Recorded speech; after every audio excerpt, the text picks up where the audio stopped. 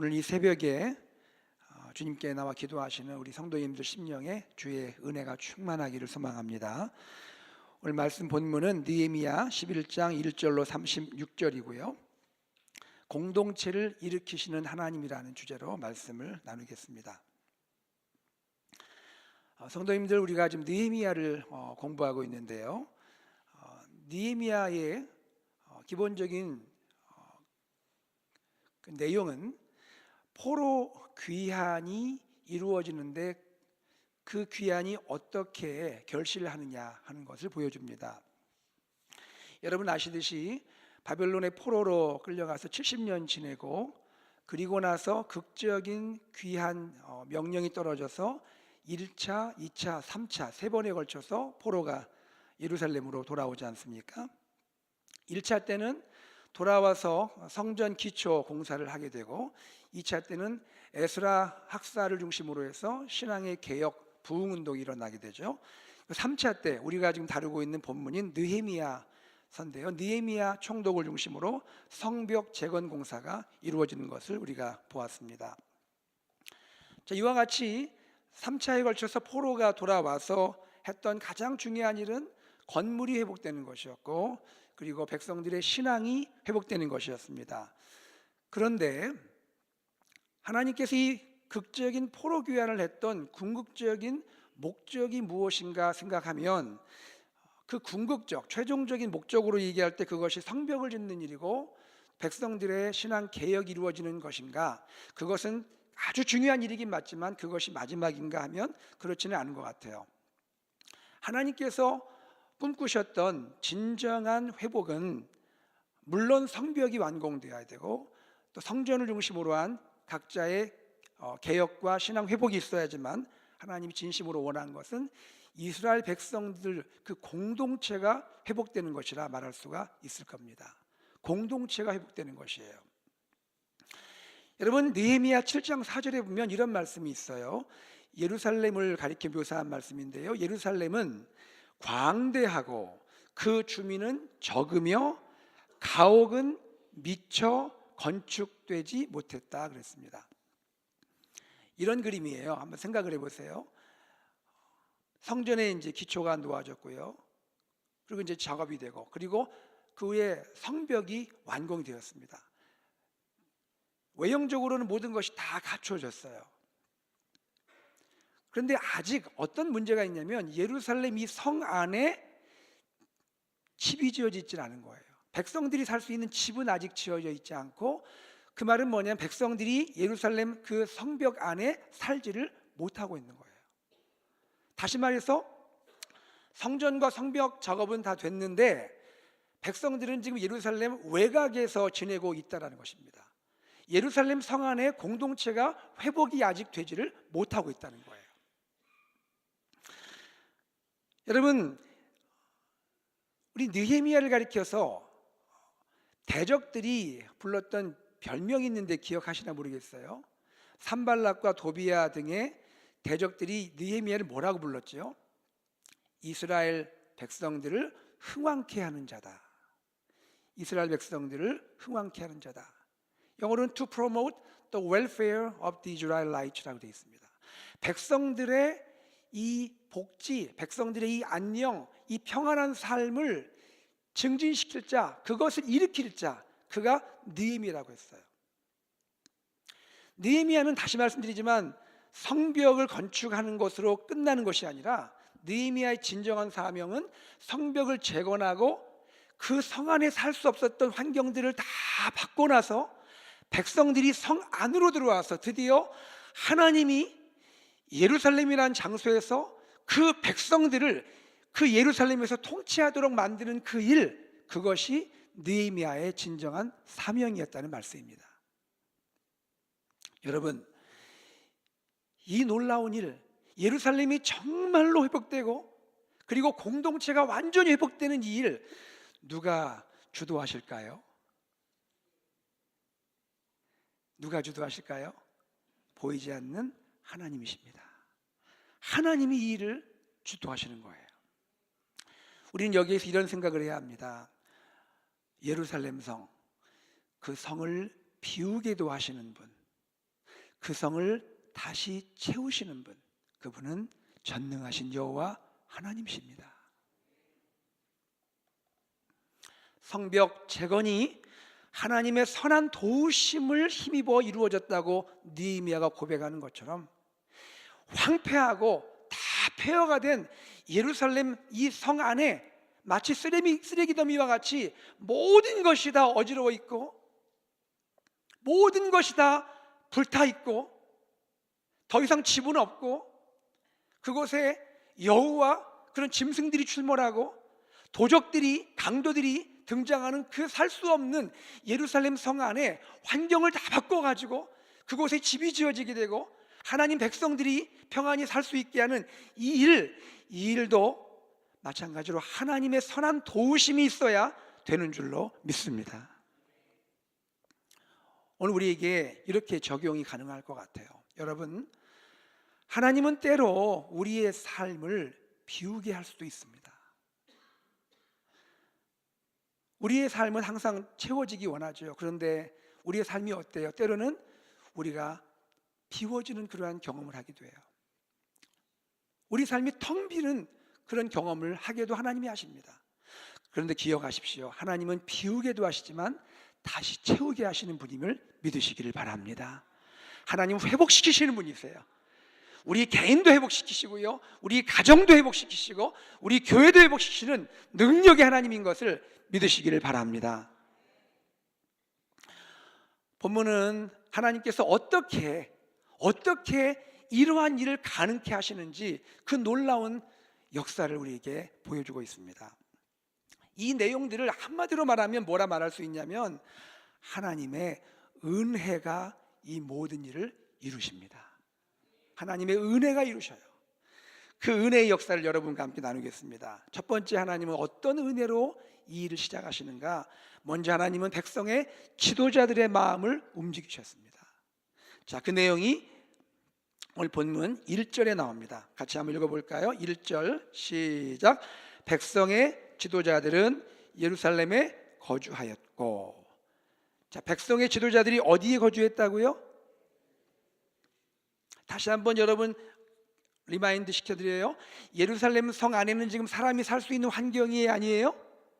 사람이 살 수 있는 환경이 아니에요. 그런데 거기에 누가 먼저 가서 거주하기 시작했다고요? 백성의 지도자들이 먼저 거주했습니다. 무엇을 보여주나요? 하나님의 은혜는 누구를 통하여 먼저 시작되냐면 하나님이 세우신 지도자들의 마음을 움직이시고 마음을 감동해서 백성들이 움직이기 전에 먼저 지도자들이 감동이 되어서 먼저 헌신하고 먼저 희생하고 먼저 그 살 수 없는 곳에 들어가서 하나님의 뜻을 이루는 모습을 보여주고 있다는 것입니다. 하나님은 항상 그분이 세우신 지도자들의 마음을 감동하시는 분임을 믿으시기를 바랍니다. 우리가 하나님의 교회에서, 가정에서 우리가 하나님이 세우신 리더입니까? 우리는 하나님의 마음을 받아야 합니다. 하나님 마음 받아서 하나님의 백성들을 위해서 먼저 내가 희생하고 먼저 내가 헌신할 때에 하나님이 우리 귀한 지도자들을 통하여 하나님의 공동체가 회복되게 하실 줄로 믿습니다. 두 번째, 하나님은 어떻게 일하십니까? 하나님은요, 두 번째 놀라운 일을 하시는데요, 백성들이 많이 있잖아요. 근데 어느 백성도 선뜻 그곳에 가기가 어렵잖아요. 만약에 그 백성 가운데 일부를 뽑아서 들어가세요 하면 어쩌면 들어가는 백성들도 마음으로 왜 하필이면 우리만이야, 저기 남아있는 백성도 있는데 할 수 있고요, 또 반대 상황도 가능하잖아요. 물론 이 당시에는 개혁운동이 일어났으니까 그 마음이 거의 없었겠지만 그래도 사람은 그런 마음이 들 수가 있는 거예요. 그 하나님께서 은혜의 방법으로 취한 것이 무엇이냐면 제비뽑기예요. 제비뽑기. 제비를 뽑기 위해서 열의 하나를 뽑게 했습니다. 백성들의 10분의 1 뽑아서 10분의 1이 대표로 예루살렘 성에 들어가서 거주하게 말씀하셨어요. 그리고 나머지 10분의 9는 예루살렘 외곽에 지내도록 하나님이 하신 거예요. 제비 뽑기라니까 아무도 얘기할 수가 없는 거잖아요. 이때 제의뽑기를 수용할 수 있었던 백성들의 마음도 하나님이 은혜 주신 줄로 믿습니다. 내가 뽑혀서 그곳에 대표로 가서 힘들지만 내가 거하든 그렇지 못하든 이 모든 백성들의 마음을 하나님이 움직이셨다는 말씀이에요. 여러분, 우리는 하나님을 섬길 때 하나님께서 우리를 어떠한 위치에 두시든 우리 마음속에 하나님께 감사하고 불평하지 아니하고 하나님을 찬미할 수 있는 우리 모두가 되기를 소망합니다. 그래서 10분의 1은 예루살렘 그 어려운 땅에 들어가서 거주하게 되었고요, 10분의 9는 외곽에 남게 하나님 만드셨다는 거예요. 그리고 세 번째 어떤 일을 이루셨냐면요, 자, 본문 다시 한번 봅니다. 1절, 백성의 지도자들은 예루살렘에 거주하였고 그 남은 백성은 제비 뽑아 10분의 1은 거룩한 성 예루살렘에 거주하게 하고 그 10분의 9는 다른 성읍에 거주하게 하였으며 했죠. 2절 같이 읽습니다. 시작. 예루살렘에 거주하기를 자원하는 모든 자를 위하여 백성들이 복을 빌었느니라. 저는 이 말씀에 너무 은혜가 되는 거예요. 보세요. 제비 뽑아가지고 모든 것이 일단 억지가 아닌 하나님의 은혜의 방법으로 진행하신 것, 그것도 참 놀라운데요, 그 다음 2절 말씀이 은혜로운 이유는 뭐냐면 제비에 뽑히지 않은 백성들이 있잖아요. 여러분, 이게 무슨 말입니까? 제비에 뽑히지 않았다는 건 뭐죠? 예루살렘 그 황폐한 땅에 거주하지 않아도 된다는 것입니다. 나름대로 조금 편한 환경에 지낼 수 있다는 거예요. 외곽에서 조금 내가 안전하고 좀 더 편한 환경에 지낼 수 있는 사람들을 가리키는 겁니다. 그런데 그들 가운데 내가 그렇게 권리를 행사할 수 있는데 그들 가운데 자원하는 마음이 들어서, 내가 편안히 지낼 수도 있는데 자원하는 마음이 들어서 총독이요, 지도자들이요, 내가 편하게 지낼 수 있는 것을 다 내려놓고 오히려 내가 예루살렘 성 안에 들어가서 지내기를 원합니다, 이렇게 말하는 사람들이 등장했다는 거예요. 아멘이죠? 아멘입니까? 내가 그렇게 수고하지 않아도 되고 내가 그렇게 희생하지 않아도 될 수 있는데도 자원하는 마음으로 내가 오히려 그 자리에 들어가겠습니다, 내가 오히려 거기 섬기겠습니다, 내가 오히려 그 위치를 지키겠습니다 라고 말하는 그 자원하는 백성들이 일어나기 시작했다는 거예요. 누가 그들의 마음을 움직였을까요? 하나님께서 그 마음을 움직이셨죠. 성도님들, 우리가 가정을 섬길 때뿐 아니라 주의 몸된 교회를 섬길 때에도 이런 자원하는 분들이 일어나기를 간절히 소망합니다. 내가 꼭 그렇게 안 해도 될 수 있지만 하나님은 내 마음을 움직이세요. 그래서 내가 그 쉽지 않은 것을 내가 섬기게 하고 내가 담당하게 하시는 거예요. 하나님은 그러한 감동의 역사를 이루셔서 이 모든 것이 은혜 가운데 마무리되게 하시는 분임을 믿으시길 바라요. 그 다음에 또 감사한 거, 자, 그렇게 하지 않아도 될 분들이 희생하고 헌신했잖아요, 자원했잖아요. 나머지 분들은 어떻게 했을까요? 참 잘하고 있네, 뭐 알아서 하겠지, 이렇게 한 게 아니에요. 그들이 어떻게 했나 봅시다. 다시 한번 읽어볼게요. 2절, 예루살렘에 거주하기를 자원하는 모든 자를 위하여 남은 백성이 뭐 했다고요? 복을 빌었느니라. 할렐루야. 와, 참 저분 열심히 하네, 저렇게 안 해도 되는데 참 헌신하네, 그렇게 말하고 끝나는 것이 아니라 하나님께 기도하면서, 하나님, 저분들 저렇게 하지 않아도 되는데 저렇게까지 헌신하네요, 저렇게까지 희생하네요, 하나님 복을 주셔야겠습니다, 하나님 복 주십시오.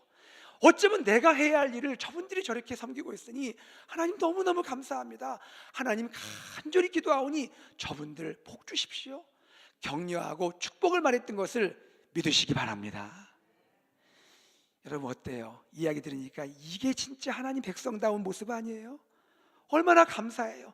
지도자들이 먼저 헌신하고요, 나머지 모든 것이 억지로 되지 않고 하나님의 지혜의 방법대로 이루어지고 그 가운데 자원해서 섬기고, 또 그렇지 못한 분들은 그분들을 격려하고 축복하고 하나 되는 공동체, 이것이 하나님이 진정으로 꿈꿨던 회복된 공동체인 줄 믿으시기를 바랍니다.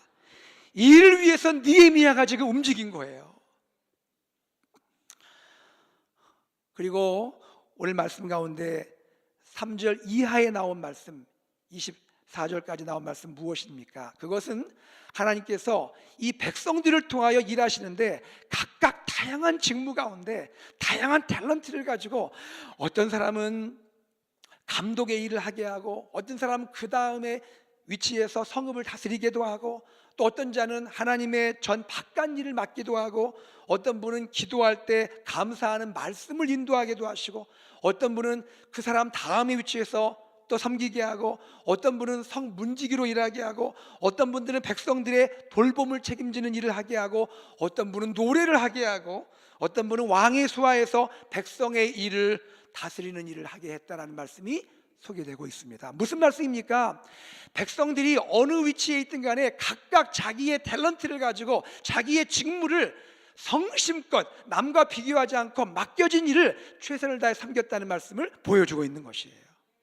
여러분, 우리 교회 공동체 안에서 하나님이 우리를 세워주신 사역원 안에서, 부서 안에서 내가 나를 드러내지 않고 겸손하게 충성되게 그 일을 감당할 때 우리 온 공동체가 일어나고 회복될 줄로 믿습니다. 하나님의 역사가 이렇게 이루어지고 있는 것이에요. 저는 이 말씀 묵상하면서 에베소서에 나오는 교회의 모습을 보는 것 같아요. 에베소서에서 주님은 교회를 뭐라고 비유하고 있습니까? 그리스도의 몸이라고 말하고 있어요. 한번 다 같이 볼까요? 교회는 그리스도의 몸이다.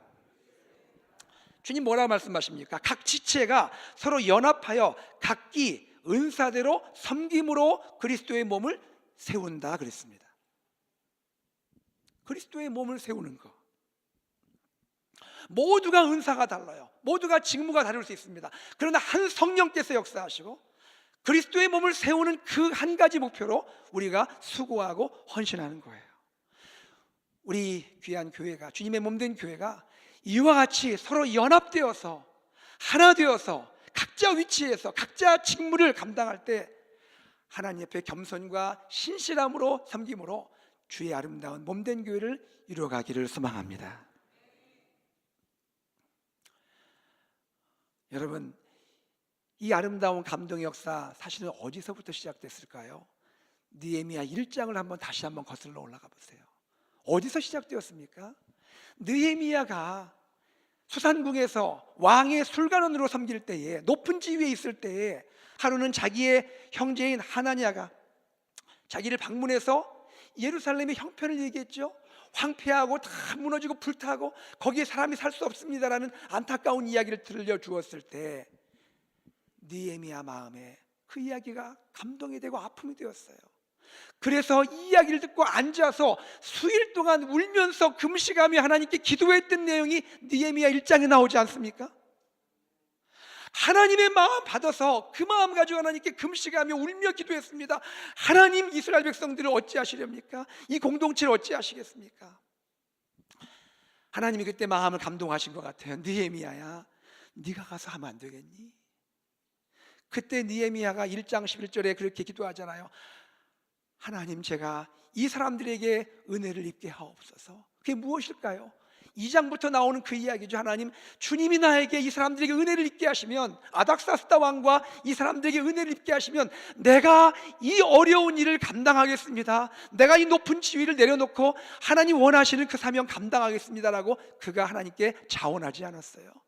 그 느헤미야 총독, 백성들의 머리인 느헤미야가 하나님 앞에 결단하고 기도했을 때 그 기도의 내용이 그 다음 단계에서 한 단계 한 단계 이루어져서 오늘 여기까지 오지 않았냐는 것입니다.